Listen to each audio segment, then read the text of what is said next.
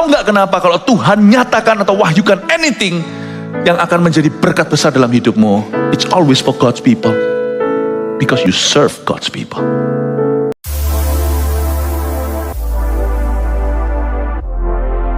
Setiap kita bisa menjadi sahabatnya. Jangan percaya dengan orang-orang yang punya sindrom super Christianity. Ada orang tertentu yang merasa dia kaum elit. Gak ada sih, saya juga gak elit. Sungguhan. Semua ini hanya karunia sih, kepercayaan, jawatan, rasul, nabi, dan sebagainya. Itu semua kan plus-plusnya. Tuhan itu selalu memulai dengan hubungan. Dan semua kita bisa. Setiap kita itu harus membangun persahabatan dengan Tuhan. Jadi intisarinya bukan pelayanan. Pelayanan itu mesbah. Karena itu servolution yang diadakan di gereja kita. Cepat respon nih. Servolution itu rekrutmen pelayanan. Anda kalau disuruh ikut CG dulu 8 kali, syaratnya itu bukan syarat sih, itu sukacita. Disuruh ikut juga MSJ, My Spiritual Journey, itu semua kan perlengkapan. Kalau kita dikasih toolnya kan luar biasa. Kalau saya jadi Anda, saya lari, langsung saya daftarkan diri. Ngapain saya di gereja cuma jadi gitu-gitu aja? Rugilah kerajaan sorga saya jadi jemaat biasa. Saya mau jadi sahabat Allah. Sahabat Tuhan itu memulai dengan baby step-nya atau langkah-langkah bayi dulu. Bisa mulai dengan jadi pelayan Tuhan. Lama-lama kita semakin mengenal. Lalu habis itu kita jadi akrab dengan Tuhan. Dan orang yang akrab dengan Tuhan itu tidak ngaku-ngaku, gua akrab loh. Lalu merendahkan yang lainnya. Tidak, justru orang yang akrab dengan Tuhan itu akan tidak eksklusif, dia akan inklusif. Dia akan merangkul orang lainnya untuk menjadi dekat dengan Tuhan. Seorang sahabat itu selalu seorang pendoa syafaat. Saya dorong Anda untuk belajar, kita semua belajar dari Abraham. Langsung aja di Kejadian pasal 18 ayat 16 sampai 33. Semoga semua ayat bisa saya bahas. Ambil catatan karena kita akan belajar banyak. Doa syafaat Abraham untuk Sodom ini cerita tentang bagaimana Abraham bersyafaat untuk Sodom Gomora di mana ada kemenakannya si Lot. Kita lihat ayat 16. Lalu berangkatlah orang-orang itu dari situ dan memandang ke arah Sodom, dan Abraham berjalan bersama-sama dengan mereka untuk mengantarkan mereka. Berhenti. Makanya ini satu khotbah di penggal 5. Jadi Anda lihat di episode, Anda sekarang berada di episode kelima. Mungkin tidak ngikuti cita-cita sebelumnya. Saya kasih sedikit aja background story. Latar belakangnya adalah Abraham itu dikunjungi oleh 3 tamu misterius. 3 tamu misterius ini malaikat, 1 bukan malaikat. 1 adalah penampakan Tuhan Yesus di perjanjian lama. 3 datang ke Abraham untuk beritahu bahwa tahun depan dia akan punya Ishak. Dia akan dapat momongan. Abraham umur 99. Jadi tahun depan dia umur 100 genap. Tapi mereka tidak berhenti sampai mendatangi Abraham. Mereka lanjut tripnya. Cuman yang lanjut hanya tinggal 2. Yang 1 lagi kembali ke sorga. 2 lagi ke Sodom dan Gomora. Ini adalah orang dari 3 orang itu. Salah satunya bicara sama Abraham. Inilah Yesus Kristus in the Old Testament, di perjanjian lama. Lalu 2 orang setelah terjadi kesepakatan antara mereka berdua, Abraham dan pribadi yang jadi pemimpin mereka bertiga, setelah terjadi dialog serius, 2 itu pergi dan diutus ke Sodom Gomora. Lalu kita tahu ceritanya, kota itu hangus, di bumi hanguskan. Sekarang saya ambil cuplikan pembicaraan antara salah satu dari 3 tamu misterius dengan Abraham. Namun saya mau tunjukkan bahwa mereka ternyata lebih akrab daripada yang kita kira. Dan tamu itu sama sekali tidak misterius. Persahabatan dengan Tuhan itu tidak bisa dipungkiri. Kalau memang ada dalam setiap musim hidupmu, di mana saja, orang yang bersahabat dengan Tuhan akan merasa dekat dengan Tuhannya. Kita melihat pembicaraan mereka itu sangat-sangat indah. Kita baca ayat 16 sekali lagi. Lalu berangkatlah orang-orang itu dari situ dan memandang ke arah Sodom.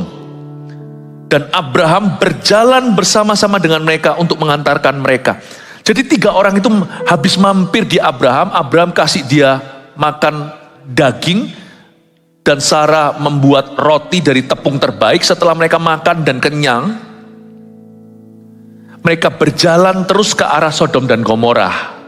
Waktu berjalan, Abraham mengantarkan mereka. Abraham berjalan gak sampai Sodom Gomora. Abraham berjalan sampai mungkin berapa kilometer. Zaman dulu hospitality itu begini, kalau ada tamu datang, Anda harus melakukan yang terbaik. Hospitality di Timur Tengah itu begitu. Jadi kalau ada tamu, mesti disodori minuman. Di Indonesia juga kan, misalnya ada orang masuk ke rumah kita, tidak sopan kalau kita disodori minuman. Timur Tengah lebih lagi, mereka kasih makan, kasih wagyu. Seharusnya hospitality Timur Tengah cukup sampai situ. Biasanya di pintu rumah, dalam hal ini pintu kemah, karena Abraham tinggal di tenda. Mereka pergi ya sudah, tapi ternyata Abraham masih jalan berkilo-kilometer lagi, menyertai satu dari 3 orang itu.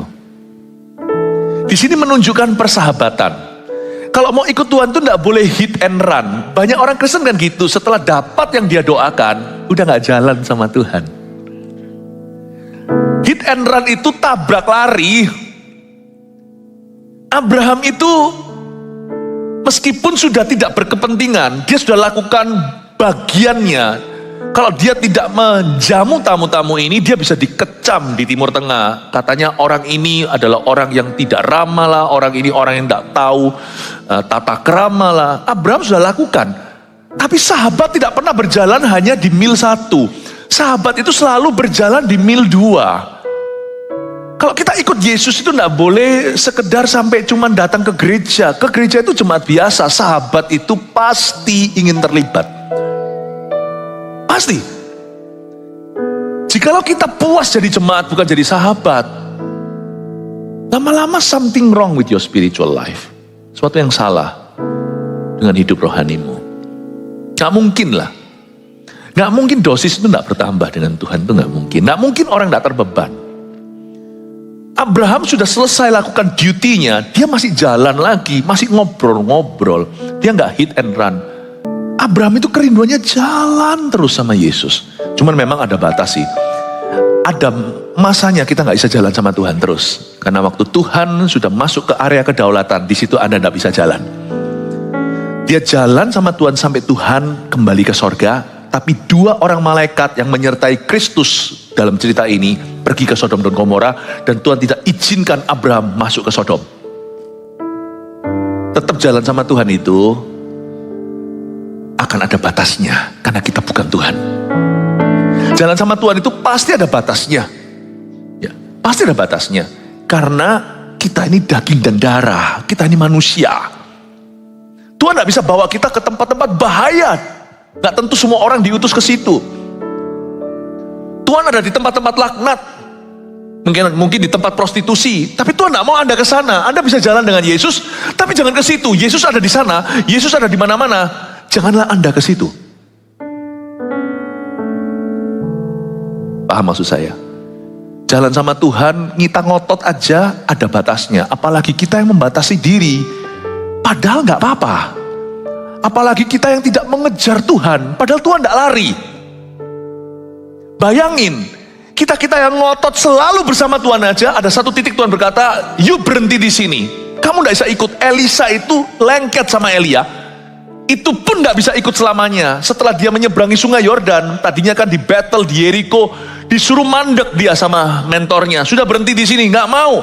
Sekali-kali demi hidupmu, demi Allah yang hidup, aku tidak akan meninggalkanmu. Itu pun kan gak bisa ikut naik kereta berapi-api yang Tuhan kirimkan dari sorga. Kan Elia terangkat, jubahnya jatuh, Elisa ditinggal. Even if you follow hard, sekalipun kalau Anda sungguh-sungguh ikut Yesus, Anda tidak bisa ikut dia kemana-mana kok. Kenapa kita batasi kalau dia tidak halangi? Kenapa banyak anak-anak Tuhan malas cari Tuhan? Kenapa ada banyaknya Tuhan beralasan? Kalau Tuhan tidak merintangi kita, kenapa kita gak lari? Lari aja gak bisa nututin Tuhan Yesus kok. Lari aja kita kadang-kadang tidak bisa catch up. Gak bisa mengejarnya. Saya belajar dari ayat 16 saja terharu saya. Abraham itu punya persahabatan yang luar biasa intim dengan Tuhannya. Dia gak hit and run. Dia berjalan bersama dengan mereka untuk mengantarkan mereka. Tapi dia gak boleh ke Sodom, dia gak boleh ikut ke situ. Dan Tuhan Yesus kembali ke sorga, Abraham manusia saja, belum waktunya, dia belum mati. Ayat 17, berpikirlah Tuhan, apakah aku akan menyembunyikan pada Abraham apa yang hendak kulakukan ini? Bukankah sesungguhnya Abraham akan menjadi bangsa yang besar serta berkuasa, dan oleh dia segala bangsa di atas bumi akan mendapat berkat? Sebab aku telah memilih dia, supaya diperintahkannya kepada anak-anaknya dan kepada keturunannya, supaya tetap hidup menurut jalan yang ditunjukkan Tuhan, dengan melakukan kebenaran dan keadilan, dan supaya Tuhan memenuhi kepada Abraham apa yang dijanjikan kepadanya. Ayat 17, berpikirlah Tuhan, apakah aku akan menyembunyikan kepada Abraham apa yang hendak kulakukan ini? Ayo kalau kita baca Alkitab harus kritis sedikit berpikirnya. Bukan untuk meragukan firman Tuhan, tapi untuk mencerna. Waktu saya baca ayat 17 ini, berpikirlah Tuhan. Siapa yang nulis kitab Kejadian? Kok bisa tahu pikiran Tuhan? Nggak mungkin Musa, nggak mungkin Abraham, ya kan? Abraham yang ngelakoni, Abraham yang alami. Pernah mikir nggak? Berpikirlah Tuhan. Siapa yang bisa menulis pikiran Tuhan? Ini kan inside info. Ini informasi, ini intel dalam. Memang firman itu adalah hembusan roh, tapi ditulis oleh tangan manusia. Saya kasih bocoran deh. Kitab Kejadian itu yang nulis Musa. Kejadian, Keluaran, Imamat, Bilangan, Ulangan itu kan mereka fanatik, itu ahli Taurat. Itu Torah. Ditulis oleh Musa kapan? 40 hari 40 malam waktu Musa bergaul dengan Tuhan, gak makan, gak minum. Turun kelihatannya cuma dapat 2 loh batu, tapi dia tulis Torah itu. Di situ Tuhan banyak share sama Musa dalam Shekinah atau dalam kemuliaannya. Gak boleh ada orang mendekati, hewan pun kena pucuk gunung itu dilempar batu, harus dirajam mati. Dan Musa diceritai Tuhan hari itu pikiranku begini, dia mencatatnya. Catatnya. It takes another friend of God to understand another friend of God. Dibutuhkan seorang sahabat Tuhan yang lainnya untuk mengerti sahabat Tuhan satunya. Luar biasa gak? Oh, praise the Lord. Orang bilang begini, di gereja pun harus hati-hati. Orang ex ngedrak, bisa ketemu orang ex ngedrak itu bisa pada tahu, itu dulu customerku. Kadang-kadang LGBT juga sama. Kita yang gak begitu, gak tahu bedanya. Tapi di antara mereka itu ada semacam telepati gitu. Bisa tahu. So be careful ya. Kalau Anda mau jadi partner sama Tuhan, jangan jadi partner in crime dengan orang. Tapi kita yang harus bisa melindungi, bukan menjerumuskan. Karena dibutuhkan seorang sahabat Tuhan untuk mengerti sahabat Tuhan lainnya. Dibutuhkan sahabat setan untuk bisa menjerumuskan sahabat setan satunya lagi, yang padahal sudah mau hengkang dari dosanya. Gereja bukan tempat untuk kita menjerumuskan. Gereja bukanlah tempat untuk predator-predator. Baik itu drug kek, atau penipuan kek, atau dosa seksual kek. Hati-hati. Gereja off limit ya. Karena Anania Safira masih bisa terjadi. Jangan sampai terjadi pada satu gereja baru jerah. Pada satu titik Tuhan mempertahankan kekudusannya dalam gereja, 2 orang itu mati. 2 orang itu mati. Memang masalahnya bukan LGBT atau apa. Tapi sahabat Tuhan itu saling mengenal satu dengan yang lainnya. Tidak bersaing. Orang yang suka persaingan itu biasanya malah justru bukan bersahabat dengan Tuhan, malah kedangingan. Saya pelajari di sini, berpikirlah Tuhan. Musa mencatat apa yang Tuhan pikirkan waktu dia berinteraksi dengan Abraham. Musa ini tentunya keturunan Abraham juga. Di Gunung Sinai itu Tuhan mewahyukan apa yang menjadi pikirannya terdalam. Dan ini pikiran Tuhan ayat 17. Apakah aku akan menyembunyikan kepada Abraham apa yang hendak kulakukan ini? Tuhan tanya ini menggambarkan suatu pemikiran Allah. Bukan berarti Tuhan itu gak pasti, gak yakin, butuh nasihat dari kita. Apakah aku sembunyikan atau ceritakan ya sama Abraham? Bukan. Allah bergumul dalam hatinya bukan karena Allah tidak tahu. Bukan karena Tuhan tidak bisa membuat keputusan. Bukan karena God was uncertain atau Tuhan tidak pasti. Bukan. Tapi karena sahabat itu di hati Tuhan berat. Beratnya itu bukan beban. Beratnya itu diperhitungkan oleh Tuhan. Mestinya Allah Bapa, Putra, Roh Kudus, lu gak usah ikut-ikutan. Kamu itu cuma manusia daging dan darah, keturunan Adam dan Hawa lagi. Tapi kalau orang bersahabat dengan Tuhan, rasanya nggak ngajak dalam musyawarah, padahal Allah itu serba cukup tanpa ciptaannya. Beritahu nggak ya? Beritahu nggak ya? Abraham nggak nuntut loh. Tapi Tuhan yang nggak enak. Luar biasa ya. Efeknya pada hati Tuhan. Kalau kita takut akan Allah. Jadi saya nggak heran ada ayat. Barang siapa bergaul karib dengannya, Tuhan akan menyatakan perjanjiannya. Dalam bahasa Inggrisnya, whoever befriends God in the spirit of the fear of the Lord will reveal His covenant with him. Itu luar biasa dalamnya. Siapa yang berteman dengan Tuhan dalam takut akan Allah, kepada orang itu akan diberitahukan dan dinyatakan, diwahyukan yang tidak diberikan kepada yang lainnya. Perjanjian Tuhan. Luar biasa. Tapi jangan hati-hati dengan orang-orang yang ngaku-ngaku, aku ini spesial, aku ini kaum elitnya Tuhan Yesus. Aku dapat pewahyuan yang bisa mengubah firman.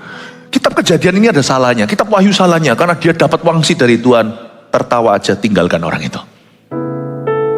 Ya, kita bisa jadi sahabat Tuhan, tapi kita tidak pernah menjadi penasihatnya. Jangan mengubah apa-apa. Dan orang yang sungguhan bersahabat dengan Tuhan tidak akan sok-sokan sama orang lain. Malah dia akan bersyafaat untuk bisa merangkul yang lainnya agar lebih dekat. Dia tidak akan menjadi kaum elit, orang lain hanya menyaksikan dia itu luar biasa. Sehingga orang yang begini biasanya merendahkan orang lainnya. Orang kayak gini malah nggak dekat, itu ngaku-ngaku saja. Itu SKSD, orang gitu itu tidak dekat sungguhan, itu hanya sok kenal, sok dekat sama Tuhan. Karena orang yang dekat sama Tuhan akan rendah hati. Orang yang dekat sama Tuhan akan loving, akan penuh kasih. Orang yang sungguh-sungguh dekat dengan Tuhan akan lemah lembut. Orang yang dekat sama Tuhan pasti akan terbeban buat sesamanya. Orang yang dekat sama Tuhan akan suka mengalah, suka mengajar, memimpin dengan teladan. Orang yang dekat sama Tuhan gak akan umbar-umbar, gak akan meninggikan diri di atas yang lainnya. Hati-hati ya, paham ya? Tapi kalau Anda baca di sini, Tuhan yang di dalam hati Tuhan ada suatu perasaan berkecamuk. Sebenarnya tidak perlu seorang manusia tahu apa-apa. Keputusanku daulat keputusanku. Tapi Tuhan hari itu buka pintu di ruang rapatnya. Seolah-olah keputusan Tuhan itu tidak akan dilaksanakannya sebelum dia beritahukan pada sahabatnya. Dia panggil Abraham masuk. Sini, sebelum aku ketok palu, aku mau dengarkan pikiranmu. Bukan karena Tuhan cari nasihat dari kita, tapi karena Tuhan mau kita terlibat.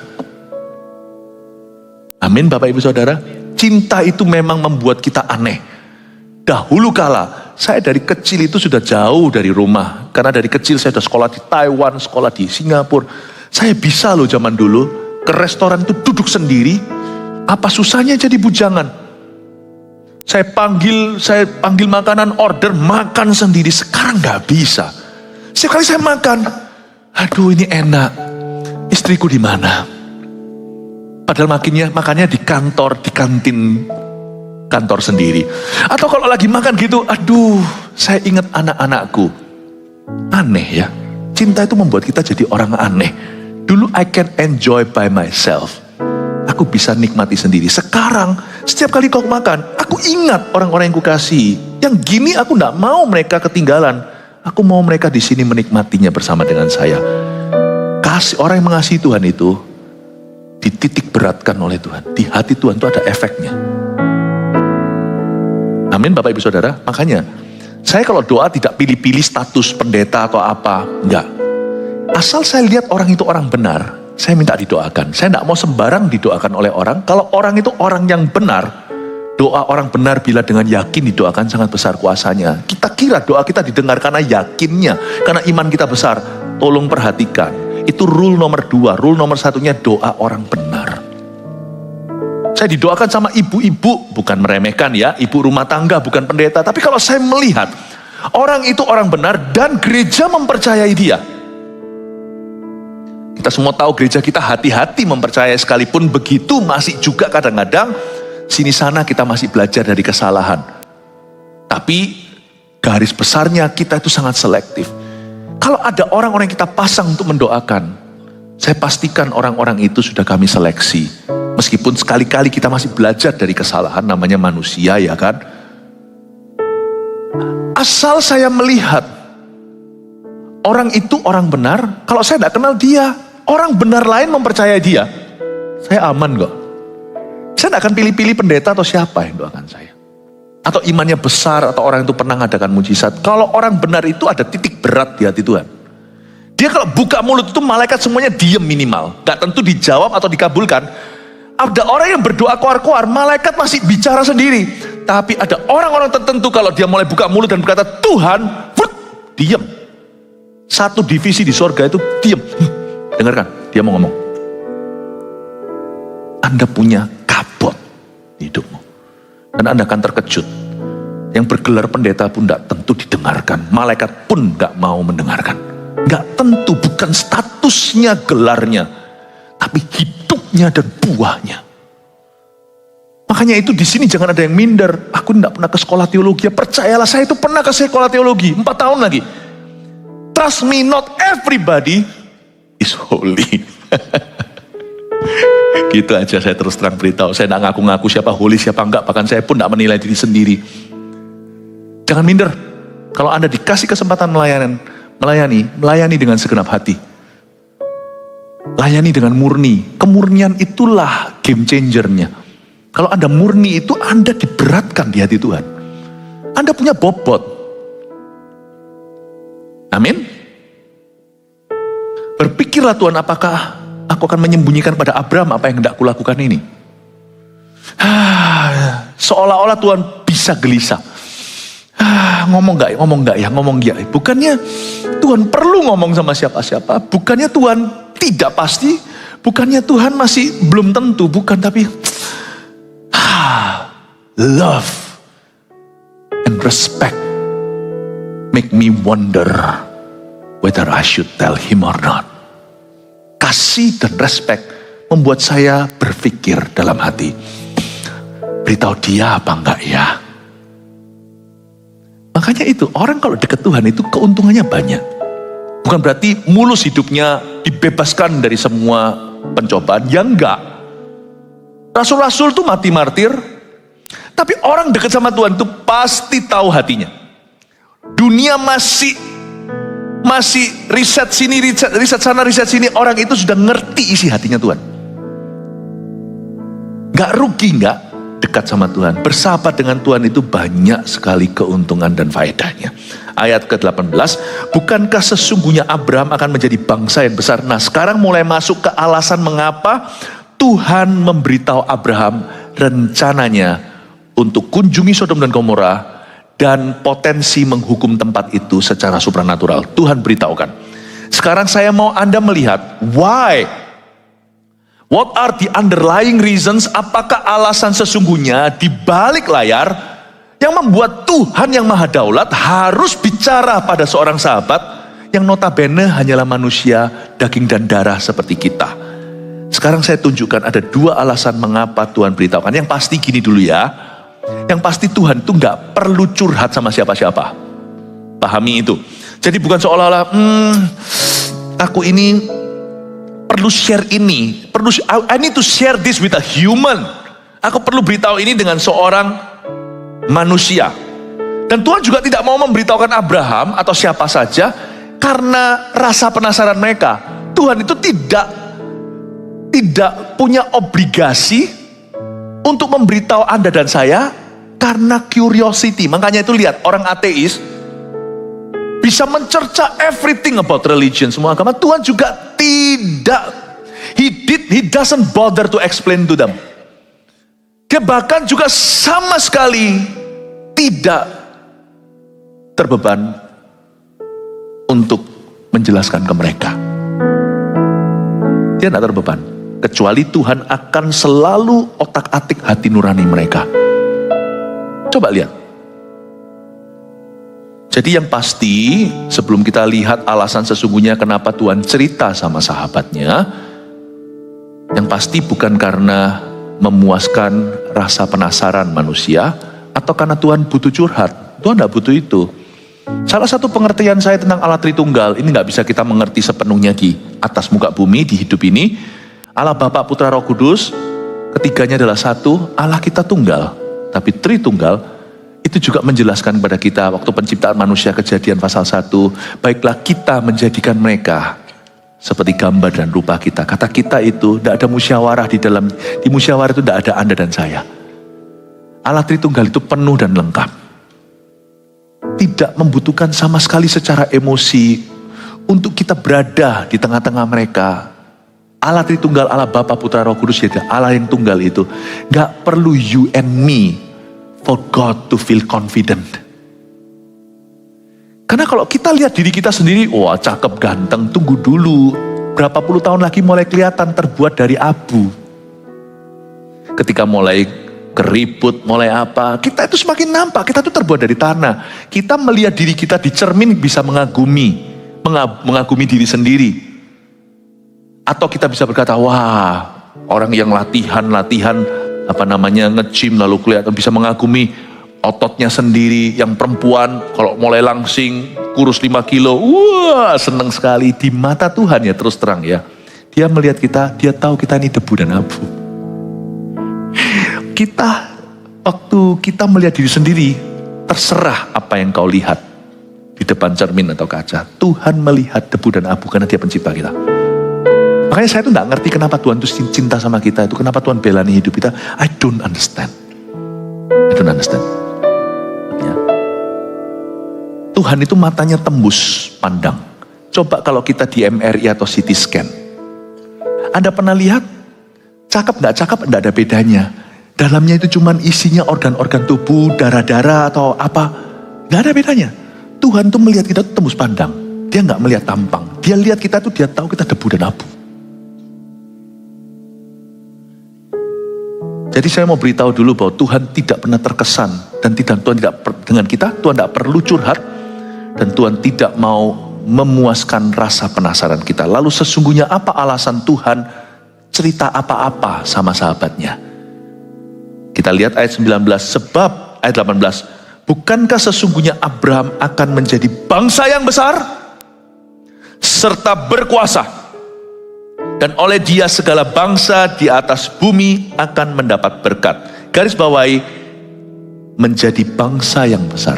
If God reveals anything to us, debu dan abu, pasti alasan dibalik itu demi umat Allah. Pasti. Karena Abraham akan menjadi bangsa yang besar. Saya tidak boleh GR. Hai debu dan abu seperti Anda dan saya. Nggak boleh GR berlebihan. Kalau Tuhan wahyukan saya sesuatu, ada bahaya lalu kita diluputkan. Atau kita nggak tahu apa yang terjadi di dunia. Tapi ternyata lewat kebijakan-kebijakan di perusahaan atau bahkan di ministry dalam gereja. Ternyata sudah dipersiapkan groundworknya. Waktu pandemi datang, bum. Malah justru bukan menjadi kejatuhan, malah menjadi momentum. Misalnya media dan sebagainya. Kalau Tuhan wahyukan apapun yang kesannya disengaja dalam bentuk sebuah pernyataan, atau yang tidak disengaja dalam bentuk kebijakan, remember this, itu bukan karena hoki, bukan karena arah anginnya, feng shui-nya dapat, atau itu bukan karena tanggalnya itu tepat. Seperti sekarang orang mau kawin, mau marriage aja cari tanggal yang baik. Not at all. Tahu nggak kenapa? Kalau Tuhan nyatakan atau wahyukan anything yang akan menjadi berkat besar dalam hidupmu, it's always for God's people. Dia nggak lihat Abraham saja, sekalipun Abraham sahabat. Karena Abraham akan jadi bangsa yang besar. Aku lakukan ini untuk Israel. Saya merasa saya ini banyak keciprat berkat. Benar. Misalnya, kalau kita ada sakit, penyakit. Terus sampai suatu hari nggak sengaja. Saya dengar ya, ada salah satu leader kita. Kena sakit. Nggak sengaja itu. Baru aja kemarin saya jadi Jawa Tengah. Ada satu orang ditemukan CA. Kalau Anda lihat orangnya, nggak nampak seperti pernah kanker. Dia itu nggak sengaja ketemu di tubuhnya itu cancer yang seharusnya nggak terdeteksi di organ itu. Nggak bisa lewat cek darah saja, tapi karena ada keluhan lain, dicek, ketemulah kanker itu. Memang ada tindakan medis. Tapi dia termasuk golongan beruntung. Biasanya kanker tersebut kalau ketahuan sudah stadium 4. Kalau sudah ada keluhan itu pasti sudah menyebar. Nyebarnya sudah di paru-paru lalu otak. Waktu saya lihat dia, kenapa ya Tuhan orang ini hoki? Karena selidik demi selidik, orang ini cinta melayani.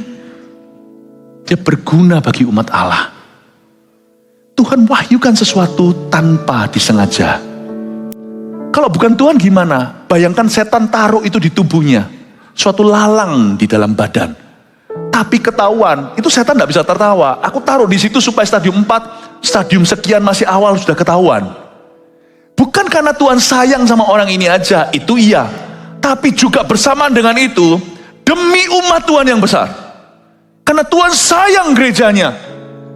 Tahukah Paulus berkata begini, si ini sakit, hampir mati, tapi supaya aku tidak bersedih berlebihan karena orang ini berguna bagi jemaat-jemaat yang ada, Kolose, Filipi, maka Tuhan sembuhkan dia. Bukan karena Tuhan cinta dia, tapi juga bukan hanya karena Tuhan cinta dia, tapi juga karena Tuhan memperhatikan, mempertimbangkan saya, Paulus dan jemaatnya. Tahukah, there are blessings given to you because you serve God's people. Waktu saya lihat leader itu, salah satu leader kemarin di Jawa Tengah, saya lihat, wow, orang ini bukan hoki. Karena umat Tuhan tidak boleh kehilangan dia. Setan baru taruh lalang, langsung ketahuan. Langsung dicabut. Meskipun harus operasi diambil. Saya mau dorong Anda untuk melihat ini. Tuhan menganggap kita sahabatnya. Kenapa Tuhan harus beritahu Abraham? Karena Israel. Cerita ini harus ditulis supaya Israel mengerti bagaimana menjadi umat pilihan Tuhan. It was not purely for Abraham. Itu juga untuk umat Allah. Selain itu kalau Anda lihat di ayat 19, sebab aku telah memilih dia. Nah ini sekarang karena Abraham. Kalau tadi itu karena Israel, itu berkat korporat, tapi orang ini kena ciprat. Kalau sekarang di ayat 19, ini urusan Tuhan secara individu dan personally dengan Abraham. Sebab aku telah memilih dia, supaya diperintahkannya kepada anak-anaknya dan kepada keturunannya, supaya tetap hidup menurut jalan yang ditunjukkan Tuhan, dengan melakukan kebenaran dan keadilan, supaya Tuhan memenuhi kepada Abraham apa yang dijanjikannya kepadanya. Jadi dua hal yang membuat Tuhan itu mewahyukan sesuatu. Satu, demi umat Allah. Ini bukan PowerPoint ya, nanti akan ada sendiri 3 poin sederhana. Tulis dulu aja, mengapa Tuhan mewahyukan sesuatu kepadamu yang tidak diwahyukan ke orang lain. Pasti ada hubungannya untuk umat Tuhan. Pasti demi gereja. 2, kenapa Tuhan mewahyukan sesuatu kepada Abraham atau kepada sahabat-sahabat yang lain? Because of what God is doing in their life. Karena aku memilih dia. Karena Tuhan melihat Abraham ini adalah orang pilihan. Dan Tuhan punya tugas atas hidupnya. Bukan soal Israel aja. Tuhan merasa tidak adil jikalau tidak mewahyukan ini kepadanya. Dalam naluri keadilan Allah, Allah merasa bahwa ini harus dia cerita kepada sahabatnya. Karena Tuhan sedang mengerjakan sesuatu di dalam dirinya. Masa gini nggak dia ceritakan perkara sebesar ini? Paham maksud saya Bapak Ibu Saudara? Nah pertanyaannya sekarang, is God doing anything in your life? Apakah Tuhan mengerjakan sesuatu di hidupmu atau tidak? Kalau tidak, jangan-jangan Tuhan tidak perlu mewahyukan apa-apa di dalam hidup Anda. I know God is doing something in mine. Saya tahu Tuhan sedang mengerjakan sesuatu di dalam diri saya. Salah satu confidence atau rasa percaya diri saya itu karena saya tahu I have a purpose in my life. Saya punya tujuan ilahi dalam hidup saya. Naik pesawat saya tidak takut, naik mobil saya tidak takut. Karena saya tahu saya punya tujuan. Saya bisa jaga diri sebatas yang manusia mampu. Tapi selebih dari itu, saya nggak takut takdir karena nasibku di tangan Dia yang berkepentingan. Kalau saya tahu saya orang pilihan, saya dipilih Tuhan untuk sesuatu, bukan kamu yang memilih aku yang memilih kamu supaya kamu pergi dan berbuah dan buahmu kekal. Kalau saya tahu bahwa Tuhan itu punya gawe, Tuhan itu punya kepentingan dalam hidup saya nggak takut tenggelam. Ini GR-GR yang baik sih, ini bukan kesombongan. Kalau ada apa-apa, saya nggak rugi kok, karena mati adalah keuntungan. Kalau ada apa-apa sama saya, kalau belum waktunya, yang rugi adalah bukan saya. Karena saya ketemu Tuhan tidak rugi apa-apa. Tapi Tuhan ketemu tidak orang seperti kita di antara umatnya. Kalau Anda punya kesaksian seperti itu, Anda tidak akan takut hadapi apapun juga. You will not be afraid. The sense of purpose. Makanya, orang yang tidak pelayanan apa-apa, tidak kontribusi apa-apa pada kerajaan sorga, tidak pernah memberi diri, tidak pernah melayani maksud ilahi, orang seperti itu sebenarnya hidup dalam ketakutan. Karena Anda tidak tahu, Anda bisa asuransi kanan kiri, lakukan ini itu, taruh semua hartamu di lumbungmu, di dalam hatimu tetap ada satu fear, rasa takut. So anything can happen to you, and God will not help you. Apapun bisa terjadi denganmu, Tuhan akan menolongmu. Mungkin uang bisa menolongmu sebentar. Mungkin koneksi Anda bisa, kepandaian Anda, tapi sebentar. Ada sebuah ketakutan. Dan sahabat Tuhan punya divine assurance, bukan asuransi. Divine assurance itu artinya kepastian ilahi. Bahwa I have a purpose in my life. Aku punya tujuan. Ini tolong dipahami, tangkap dengan baik ya, jangan ditwist, jangan disalah ngerti. Saya tidak takut kok. Yang harusnya concern itu bukan saya. Bapak ibu saudara, kenapa Tuhan wahyukan sesuatu kepada hambanya, kepada sahabatnya itu Abraham? Karena kenapa Tuhan wahyukan? Satu adalah demi umat Allah, demi Israel. Dua, karena Tuhan sedang mengerjakan sesuatu dalam hidupnya. Tuhan berkepentingan dalam hidup Abraham. Dan Tuhan harus wahyukan. Tuhan tidak bisa tidak. Tuhan tidak bisa merahasiakan sesuatu. Meskipun Tuhan tidak beritahu Abraham segala sesuatu. Karena tidak ada dalam ayat Alkitab, Abraham maha tahu. Tapi Tuhan pasti akan beritahu sesuatu kepada Abraham jikalau dia perlu tahu. Abraham pasti diberitahu. Karena Allah sedang mengerjakan sesuatu yang ilahi di dalamnya. Orang ini pilihanku. Paulus lagi down pun Yesus berdiri di sebelah kanannya dan berkata, jangan takut Paulus, aku punya banyak pengikut di kota ini. Bukan karena Paulus spesial, tapi karena Paulus melakukan pekerjaan Tuhan. Because Paul bahasa Inggrisnya did the Lord's bidding. Kata bidding itu bahasa Inggrisnya seperti taruhan. Xiao, taruhan. Kita mempertaruhkan hidup kita untuk Tuhan. Barang siapa kehilangan nyawanya akan memperolehnya. Tuhan akan mempertahankan nyawa kita. Paulus diberitahukan dia down aja sudah menjadi serious business, sudah menjadi suatu dia sudah menjadi perhatian Tuhan. Dia lagi down aja. Paulus tidak boleh down. Orang ini kalau down, nanti semua orang down. Tuhan langsung encourage dia, langsung kuatkan dia dan berkata, kamu jangan takut. Seluruh kota ini banyak pengikutku. Biasa. Elia lagi down, minta mati, depresi. Tuhan datang ke gua itu dan berkata, masih ada 7.000 orang yang tidak mencium kaki Baal. Kamu get out dari sini, urapi Elisa. Bapak ibu saudara, kalau Anda tidak terlibat misi apa-apa, Tuhan juga tidak terlibat apa-apa di hidup Anda. Segitu aja. Cukup dia mati, kuberimu tanda tidak lebih daripada tanda Yunus. Pada hari ketiga, ikan memuntahkannya. Sudah, aku mati di Kalvari. Enough, I will not tell you anything else. Hidupmu hidupi sendiri. Aku akan berjalan dengan hamba-hambaku. Makanya saya tidak berani berhenti melayani Kristus. Bukan karena ketakutan masuk neraka, bukan. Karena saya takut kehilangan persahabatan dengan Allah. Saya tidak mau tarik Tuhan ke hidup saya. Hidup saya bawa, di mana Tuhan berada, hidup saya berkembang di sana. Carilah dahulu kerajaan sorga dan kebenarannya, semua akan ditambahkan. Saya dorong Anda, kalau di sini masih ada orang yang merasa jadi jemaat biasa, sudah oke aja. Not in this church. Di gereja ini Anda diajari partnership with God, kemitraan dengan Tuhan.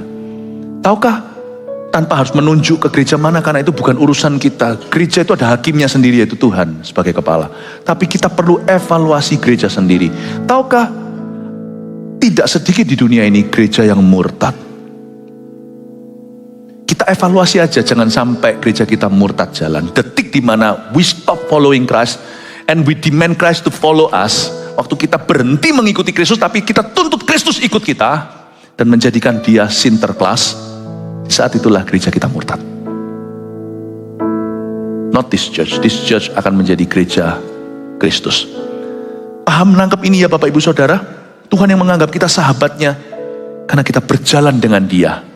Bukan Tuhan suruh antar kita, kita yang antar Tuhan. Kita lihat ayat 20, sesudah itu berfirmanlah Tuhan, sesungguhnya banyak keluh kesah orang tentang Sodom dan Gomora dan sesungguhnya sangat berat dosanya. Saya sempat tanya juga waktu baca ini, gimana ya Tuhan? Tuhan maha tahu sih, jadi nggak usah sesuatu banget baca ayat ini, kita langsung ngerti lah. Tuhan bisa tahu tanpa melalui informan. Tetapi di sini Tuhan bicara dalam bahasa manusia sama Abram. Sesudah itu berfirmanlah Tuhan, sesungguhnya Abram banyak keluh kesah orang tentang Sodom dan Gomora. Sesungguhnya sangat berat dosanya. Kalau Tuhan ngomong sama Abraham banyak keluh kesah, saya jadi mikir kira-kira siapa saja ya informannya. Tahukah saudara, cara Allah mendengar doa, seperti contohnya banyak keluh kesah orang tentang Sodom dan Gomora. Di sini adalah God's sense of justice. Tuhan tahu Sodom Gomora ini merah kirmisi dosanya dari mana. Tuhan maha tahu, dan Tuhan itu punya selera keadilan, punya sense of justice, punya naluri keadilan itu yang kenceng banget. Hakim di dunia ini tidak ada satupun yang mendekati hakim orang hidup dan orang mati. Jadi satu, informasi Tuhan dapat dari mana? Banyak keluh kesah tentang Sodom dan Gomora. His sense of justice, insting keadilan Tuhan. Tuhan betahan, Sodom Gomora itu kok begitu ya? Selain itu saya yakin banyak keluh kesah orang tentang Sodom Gomora itu sampai ke telinga Tuhan itu, salah satunya adalah creation can cry. Tahukah Anda bahwa ciptaan dunia bukan manusia itu bisa berseru pada Tuhan? Bumi ini banyak dosanya. Ingat Habil waktu dibunuh, Tuhan ngomongnya secara figuratif, tapi sebenarnya juga harafiah. Darah adikmu itu berseru dari tanah. Dunia ini bisa, bahasa Jawanya wadul sama Tuhan. Bumi ini bisa bisa mengadukan kepada penciptanya. Jadi salah satu keluh kesah Sodom Gomora adalah lewat ciptaan Tuhan. Mereka itu merusak banget. Saya tidak bicara tentang environmental, tentang tentang alam seperti Greenpeace, orang-orang yang memperjuangkan alam dan sebagainya, bukan. Tapi saya mau beritahu simple aja, bahwa di akhir zaman ini kenapa banyak gempa, kenapa banyak tanda-tanda seperti bumi bersalin? Terlalu banyak dosanya di dunia ini. Bumi aja betahan. Apa yang menahan dunia ini nggak hancur dalam semalam? Kesempatan dari Tuhan. Saya nggak tahu apa betul nggak, misalnya di sosial media saya pernah ditunjukin teman. Satu tempat adakan parade setan, LGBT segalanya. Besok di Amerika Latin, banjir badang dan orang-orang mati semuanya. Kita tidak bisa berkata, tahu rasa hukuman Allah. Kita harus menangis dengan orang yang menangis. Tapi dalam hati ada satu teologi yang kita bisa pastikan itu ada kebenaran. Setelah kemarin mereka parade besar-besaran, laki cium laki, perempuan cium perempuan, setengah telanjang jikalau bukan telanjang, dan elu-elukan setan, gak butuh Yesus. Besoknya langsung terjadi tsunami di sana. Paham maksud saya?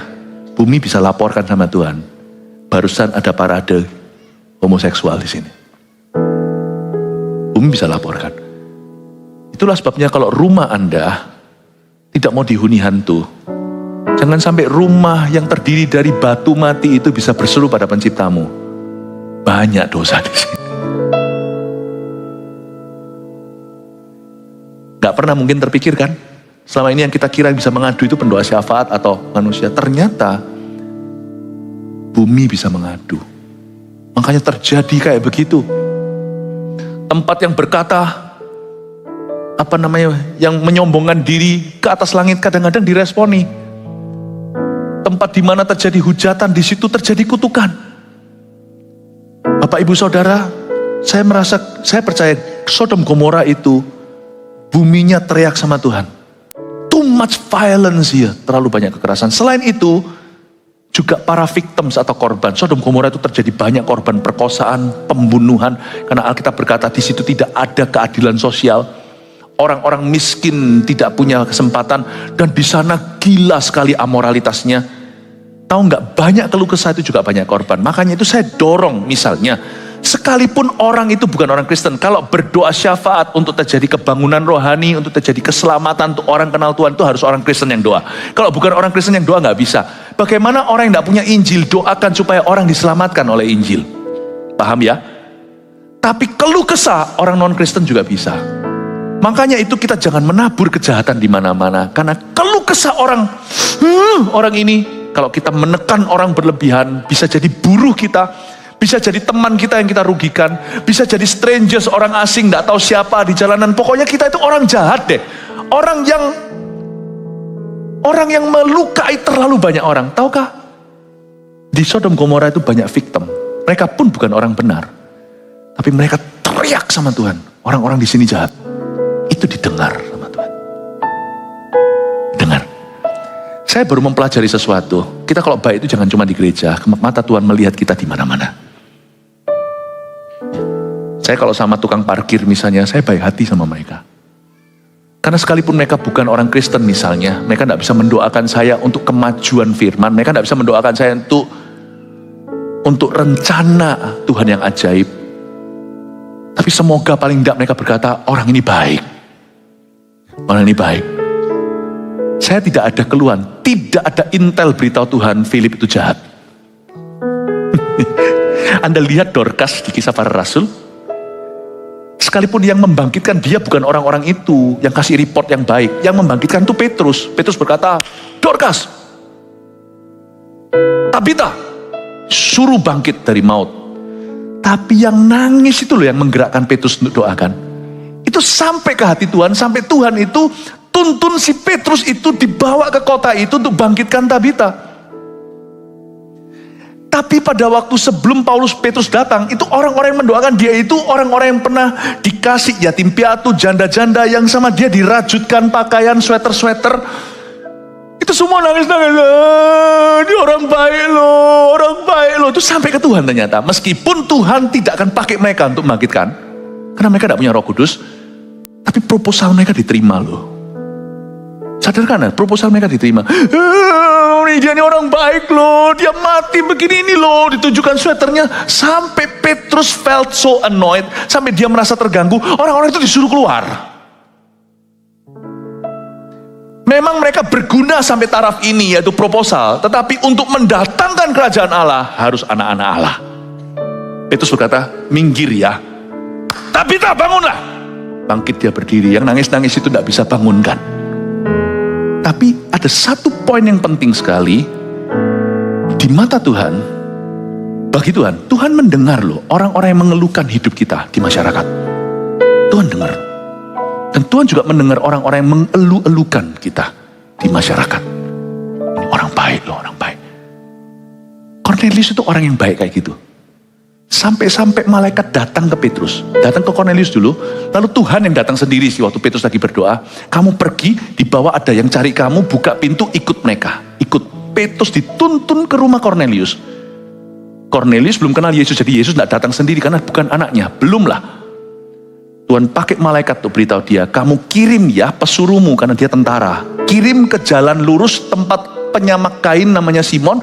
Yang kamu bawa bukan penyamak kain itu, yang kamu bawa adalah tamu di rumahnya, yaitu Simon Petrus. Kamu bawa ke sini. Anda lihat ya, Cornelius itu baik hati. Semua orang tahu bahwa dia itu memberi banyak sedekah kepada bait Allah Yahudi. Dia seorang yang simpatisan sama orang-orang, sama orang-orang Israel. Jadi dari sini saya mengambil kesimpulan bahwa Tuhan itu mendengarkan keluh kesah di masyarakat tentang kita. Dan Tuhan itu sampai ke telinga kita hal-hal baik yang kita lakukan. Itu ada. Makanya kalau jadi sahabat Tuhan itu tidak boleh hanya di gereja, harus di masyarakat. Semoga yang naik ke Tuhan nanti ngeluhkan saya itu cuman haters yang tidak punya fondasi. Tapi orang-orang yang semoga tidak ada keluhan dari hidup saya ke Tuhan Yesus. Saya itu takut sama Tuhan bukan hanya di gereja, tapi di dunia. Dari ini kita pelajari bahwa Sodom Gomora dibarbeque sama Tuhan. Gara-gara bumi mengeluh, korban berjatuhan satu-satu mengeluh. Janda-janda itu anak yatim piatu, yang diperkosa, yang dirampas, yang pakai gaya mafia, itu satu-satu naik. Tuhan tidak tentu hukum langsung, tapi cepat lambat akan ada hukuman. Jadi sini kita tahu bahwa Allah kita itu mendengar. Semoga ini menjadi berkat buat kita untuk lebih mawas diri, hati-hati. Jangan cuma di gereja, karena di gereja kita bisa pasang kedok rohani. Tapi mata Tuhan itu menjelajah ke seluruh bumi. Surat Tawarik. Sedikit lagi ya, lalu kita selesai. Ayat 21, baiklah aku turun untuk melihat apakah benar-benar mereka telah berkelakuan seperti keluh kesah orang yang telah sampai kepadaku atau tidak. Aku hendak mengetahuinya. Ayat 21 ini bisa membingungkan kalau kita tidak kenal Tuhan sungguhan. Kita bisa kira kalau Tuhan tidak tahu. Tuhan butuh riset dulu, enggak sih. Baiklah aku turun untuk melihat itu hati Tuhan. Tuhan itu kalau hukum itu mau hukum kita itu Tuhan selalu berlamban-lamban. Aku mau turun untuk melihat itu, dengan kata lain, aku mau ke sana bukan aku sendiri. Aku utus 2 pesuruhku minimal untuk berdialog dengan mereka. Dimediasi. Masa nggak ada sih? Meskipun Tuhan tahu hasil akhirnya, tapi Tuhan tidak akan berhenti mencoba. Meskipun Tuhan tahu hasil akhirnya, tapi Tuhan yang memberi hak bebas pada manusia, coba utak-atik di area itu. Tuhan kirim 2 malaikatnya untuk berdialog. Siapa tahu masih ada orang yang bisa diajak bicara sama malaikat-malaikat Tuhan. Ternyata enggak. 2 orang itu datang langsung mau diperkosa, langsung mau diserbu oleh massa. Kalau Anda baca di cerita Sodom dan Gomora. Meskipun Tuhan tahu, kalau Anda tahu keluarga yang Anda cintai ini pasti mati, tetap di kemoterapi enggak? Kalau Anda tahu papa Anda yang Anda sayangi sudah dibolongi di sini, cabut pasti mati, dan toh tidak bisa sembuh. Dokter berkata ini tidak bisa di reverse, diputar balik. Anda tetap kasih oksigen sampai akhir hayatnya enggak? Manusia yang jahat aja bisa baik kok. Tuhan tahu mereka pasti binasa. Tuhan tetap kirim 2 malaikat terbaiknya. Dialog sekali lagi sama mereka. Duduk sekali lagi. Mau diperkosa. Bukan diperkosa. Dari situlah keluar kata sodomi. Karena semua yang serbu itu laki-laki. Malaikat Tuhan 2 itu juga pria. Malaikat Tuhan tidak ada yang wanita, by the way. Kalau tiba-tiba ada di rumahmu satu perempuan mengaku malaikat Tuhan, hati-hati, tengkinglah. Kecuali kalau itu istrimu, memang malaikat tak bersayap dia. Paham maksud saya? Itu hati Tuhan. Aku mau turun untuk mengetahui, itu berarti sekalipun dia pasti mati, ku kasih oksigen sampai titik darah penghabisan, itulah kasih. Supaya Anda melihat di sini bahwa sekalipun orang jahat diberi kesempatan sama Tuhan. Ayat 22, lalu berpalinglah orang-orang itu dari situ dan berjalan ke Sodom. Tapi Abraham masih tetap berdiri di hadapan Tuhan. Tuhan sudah mulai ngamuk tentang Sodom dan Gomora. Saya kasih saran ya di ayat 22, Abraham masih tetap berdiri di hadapan Tuhan. Waktu Tuhan senang, jalanlah dengan Tuhan. Jangan Tuhan tunggu Tuhan marah, baru kita melayani. Banyak orang kan gitu, ketika dia sudah mengalami musibah, stroke, berkata nanti kalau aku sembuh aku melayani Tuhan. Telat. KASEP. Orang bangkrut dulu berkata nanti kalau sampai saya sudah bangkit lagi bisnisnya, saya akan menjadi donatur kerajaan sorga. Udahlah, yang gitu-gitu buat muak. Lebih buat muak lagi apa? Orang yang mendoakan dia tapi pamrih. Nanti kalau sembuh ya, kamu melayani ya di gerejaku. Aduh, Injil jadi murahan. Nanti ya kalau seperti Anda keluar dari hutang ya, kasih persembahan persepuluhan. Aduh, jijik aku mendengarkannya. Kalau Anda bantu, orang sudah terpuruk, nggak usah tuntut apa-apa. Tapi kalau orang tunggu terpuruk, dia baru janji sama Tuhan, nggak ada kemuliaan, yang ada hanyalah kemuakan. Udahlah, minta tolong aja sama Tuhan, nggak usah janji apa-apa. Itu lebih mulia. Jadi kalau Tuhan lagi happy, walk with Him.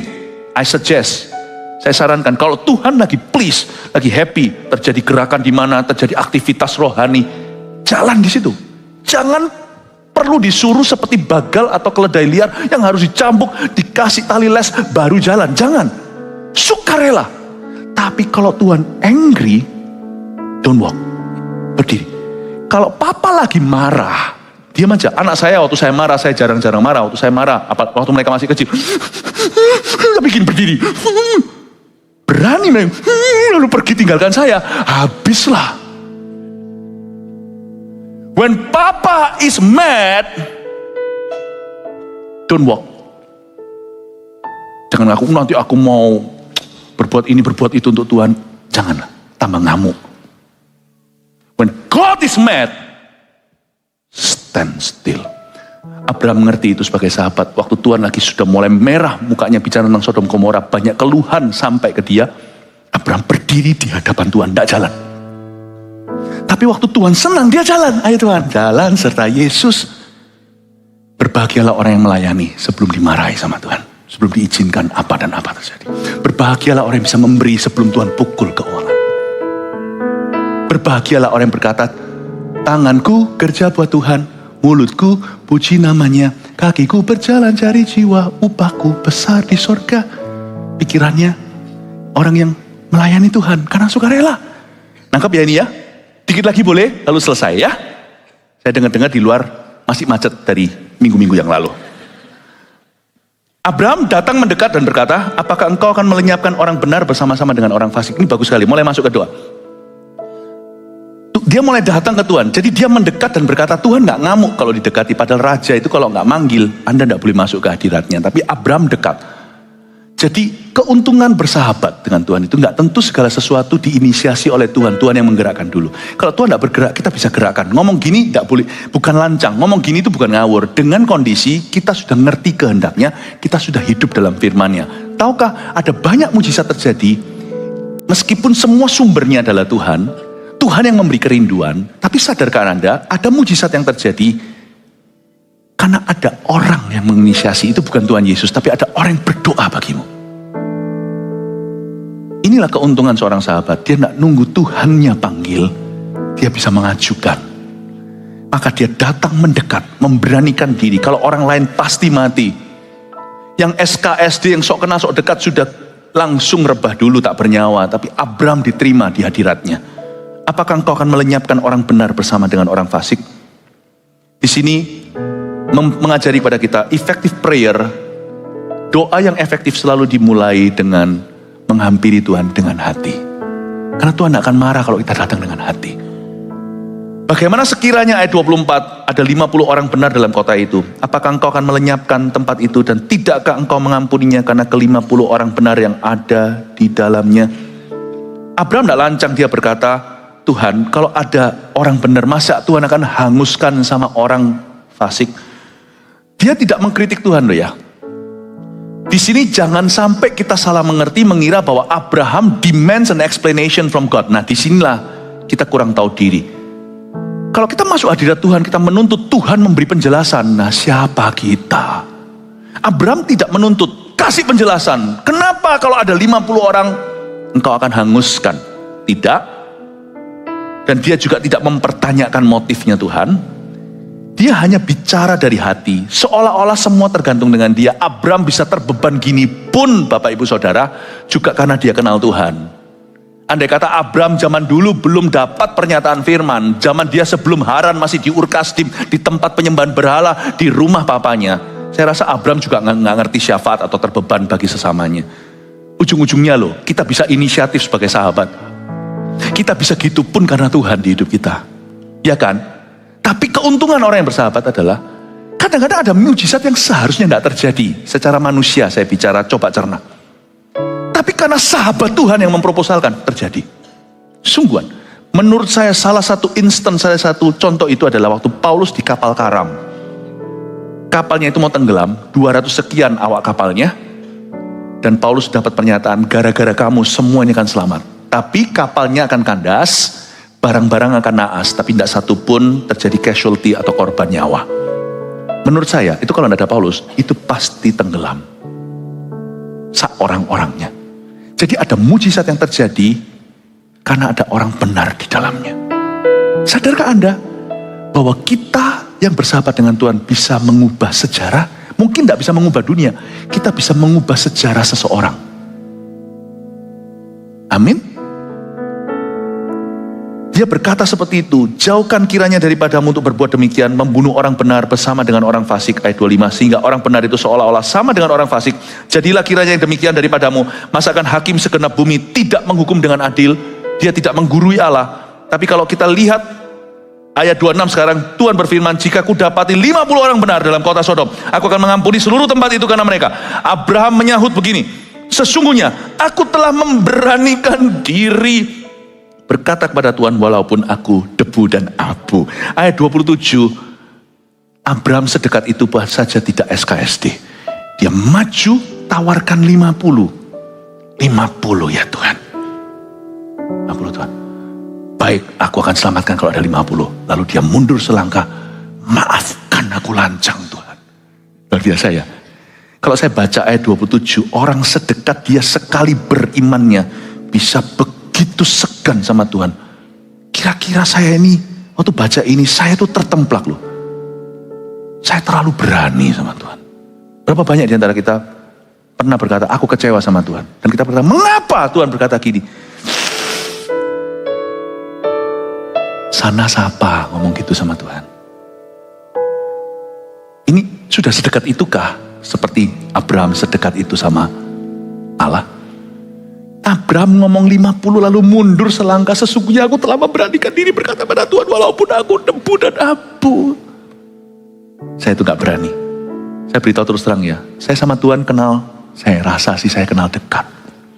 Tapi biar Tuhan yang bersaksi, bukan saya. Tapi semakin dekat saya kenal sama dia, semakin takut saya. Takutnya bukan ketakutan, semakin segan, awesome, holy. Amin. Datang ke gereja juga punya sikap hati seperti itu. Datang ke gereja itu bukan lihat pembicara. Datang ke gereja seperti ini bukan program ibadah. Datang ke gereja seperti ini ketemu Tuhan. Pastikan dari rumah Anda siapkan.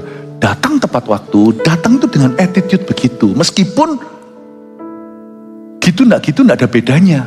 Bedanya nanti hubunganmu dan persahabatanmu dengan Allah. Saya mau naik ke atas ini aja. Setiap kali saya mau khotbah aja, saya itu segan. Saya itu merasa gentar. Saya merasa gentar. Bapak ibu saudara, pelihara khidmat waktu datang ke rumah Tuhan. Saking biasanya coba, kita sambil doa sambil HP-an, ayo. Coba bayangkan, kadang-kadang Tuhan itu kurang kita orangkan. Kita di doa, di rumah, Tuhan lagi bicara nih. Saya anggap kalau setiap kali saya buka Alkitab itu Tuhan bicara sama saya. Jadi sebisa mungkin sedikit mungkin gangguan. Bukan berarti saya kaku. Kalau tiba-tiba anak saya kesandung apa ya saya pasti taruh. Saya gak akan berkata Tuhan marah sama saya.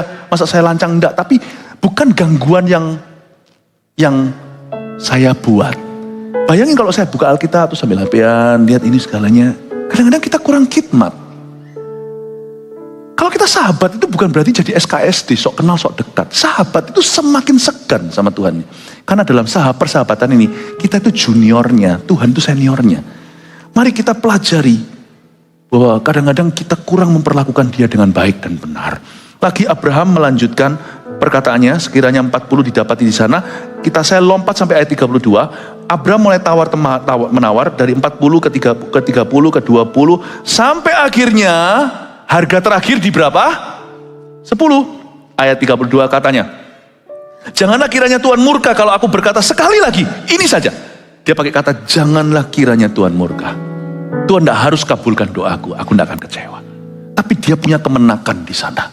Janganlah kiranya Tuhan murka kalau aku berkata sekali ini saja.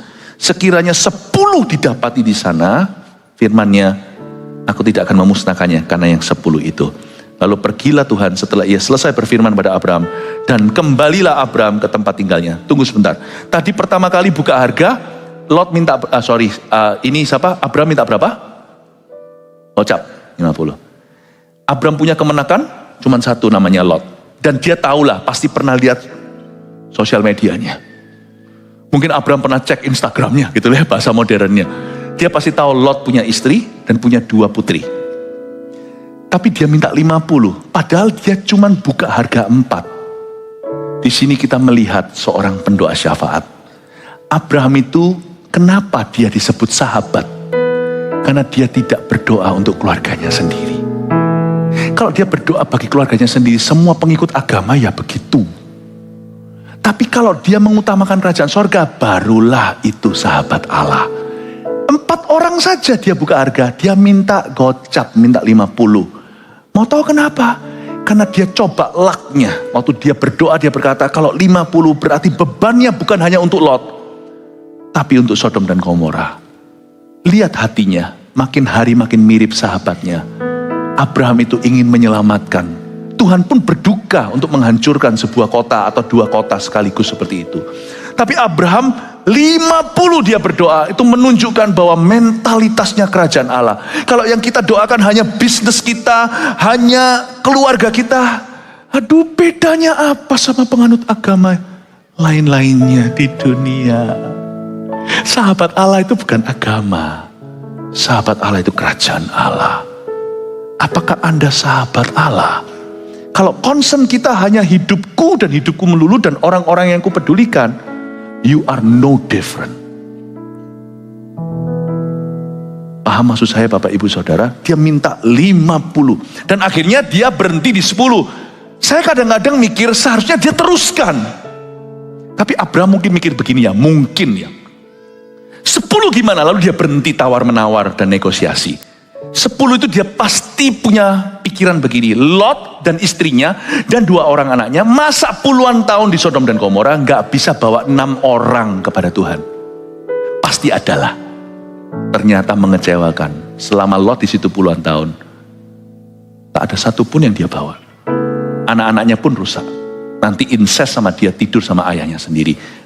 Dan istri Lot juga kayak gitu duniawi. Lihat ke belakang jadi tiang awan. Tiang garam. Ya, paham Bapak Ibu Saudara? Dia pikir, aku gak bisa selamatkan 50. Gak apa-apa, 6 aja bersama dengan 4 orang anggota keluargaku. Ternyata yang gak dapet tuh 10. Saya kadang-kadang mikir ya, mestinya Abraham jangan kembali ke tempat tinggal ya. Teruskan lagi gitu loh. Tuhan, sorry. 5 dikasih enggak? Kira-kira dikasih enggak ya? 5 pun enggak ada loh, karena Lot cuma 4. Kalau akhirnya Abraham berkata, sudah enggak usah ada orang benar, ada Lot seorang kau selamatkan. Dikasih enggak? Enggak tahu, saya enggak tahu. Tapi sahabat tahu batasnya. Sahabat tahu batasnya, dia melihat raut wajahnya. Dan dia tahu bahwa Tuhan merasa sudah cukup. Dia tahu berhenti, hands free. Dan dia berkata, ya Tuhan 10, thank you. Akhirnya 10 pun gak ada kan? Tapi Sodom Gomora tetap dibakar. Tuhan tepati janji. Tapi Lot selamat kan? Kalau tidak ada doa syafaat, Lot pun masuk dalam kategori dibakar. Kenapa? Karena 10 tidak ada. Semua Sodom Gomora tidak ada satupun yang lolos. Semua harus mati. Tapi gara-gara Abraham beranikan diri, gak dapat 10, cuma dapat 4. Tetap selamat. -1 istrinya jadi tiang garam. Tetapi selamat gara-gara Abraham. Saya beritahu, Lot kalau di sorga hari ini, kalau saya nggak tahu ceritanya gimana akhirnya, dia pasti akan berterima kasih sama Abraham. Tidak bisa menyelamatkan Sodom Gomora. Abraham tidak bisa menyelamatkan seluruh dunia, apalah. Cuman Timur Tengah juga tidak bisa. Tapi Abraham, gara-gara Abraham seorang sahabat, seorang Lot tidak jadi meringkuk di neraka. Dia diselamatkan dari Sodom dan Gomora. Bapak Ibu Saudara, maybe at the end of our life, kita tidak bisa mengubah dunia. Tapi berbahagialah orang yang kenal seorang sahabat Allah. Sebab hidup orang itu akan berubah selama-lamanya. Saya ingin Anda mencatat 3 poin ini. Maafkan saya kalau saya over waktu banyak. Kejadian yang kita baru membaca, Tuhan yang menganggap kita sahabatnya. Lihat 3 poin yang munculkan di sini. Nomor 1, orang yang berjalan dengannya dalam takut akan Allah adalah sahabatnya. Itu saja sih syaratnya. Takut akan Tuhan. 2, rahasia Tuhan ada pada orang-orang yang bergaul karib dengannya. Yang pasti orang yang bersahabat dengan Tuhan akan tahu sesuatu, bukan tahu segala sesuatu, tahu sesuatu yang orang lain tidak tahu. Itu sudah pasti. Sungguhan. 3, doa harus spesifik. Saya suka doanya Abraham. 50, 40, 30, 20, dia nggak ngawang. Dia nggak seperti orang yang making a wish kalau happy birthday to you. Dia punya doa itu spesifik. 50, 40, 30, 20, 10 dia tahu berhenti, stop di situ. Lalu dia percayakan pada Tuhan, Lot selamat. Berarti doanya Abraham seharusnya gagal toh. Dia minta 10 pun tidak ada kok. Tapi Tuhan ingat sahabatnya, gara-gara dia, Lot aku furi dia. Lot difuri oleh Tuhan gara-gara Abraham. Padahal Lot seharusnya 11-12 sama jahat. Doa harus spesifik dan bermula dari pengenalan yang benar akan Tuhan. Doa nggak boleh ngawur dan doa juga tidak boleh jambal dengan Tuhan. Doa harus dimulai dengan sebuah pengenalan dulu. Tuhan, dengan segan, apakah engkau akan melenyapkan orang benar dengan orang fasik? Tuhan, beranikan diri ya aku berkata kepadamu walaupun debu dan abu. Tuhan, masakah engkau akan memusnahkan sekali lagi aku berkata, beranikan diri kali ini saja, 10 gimana? Anda lihat itu, susunan doanya. Itu bukan topik-topik doa, pengenalan akan Allah. Tahukah Anda, sahabat Tuhan bisa minta sesuatu yang non-sahabat gak bisa. Kalau ini bukan Abraham, 500 pun gak dikasih sama Tuhan. Sorry ya. Kalau ini sahabat tengah-tengah, mungkin 50 saja. Berhenti di sana dia gak berani lagi. Tapi karena dia dekat, dia berani minta lebih. Sampai 10 orang aja gimana? Tuhan berkata, aku akan selamatkan Sodom dan Gomora. Paham Bapak Ibu Saudara, efeknya di hati Tuhan. Seorang yang karib bergaul dengan dia, seorang yang takut akan Tuhan. Jadi, dengan ini saya selesai. Yang muda-mudi, tidak berhubungan seks sebelum menikah, itu menentukan nanti doamu dalam rumah tanggamu. Jangan main-main. Jangan kira di holy matrimony di depan lalu habis itu tiba-tiba kita sahabat Tuhan. Kalau tidak bergaul karib sejak pacaran, siap-siap di dalam pernikahan Anda doa minta 50 pun tidak berani. Dan kalau jambal minta 500 pun Tuhan tidak kasih. Bapak Ibu di sini yang punya bisnis usaha, jujur sekalipun kita dirugikan ya jadi biaya kuliah lah. Kalau kita dirugikan lain kali jangan jatuh di lubang yang sama. Tapi daripada kita membalas pakai cara mafia. Kalau Anda halalkan segala cara, dengan Anda pakai cara Tuhan sekalipun terkesan merugikan, apa-apaan tampar pipi kiri kasih pipi kanan. Tapi nanti di long term karirmu itu akan beda pergaulanmu dengan Tuhan dan apa yang akan Tuhan wahyukan. It's always worth it hidup kudus itu. Hari ini dalam pelayanan Anda jujur, Anda mengalah mengasihi atau Anda lakukan sekehendak hati, itu kan beda nanti. Bapak Ibu Saudara, menjadi sahabat Tuhan itu faedahnya panjang. Amin Bapak Ibu.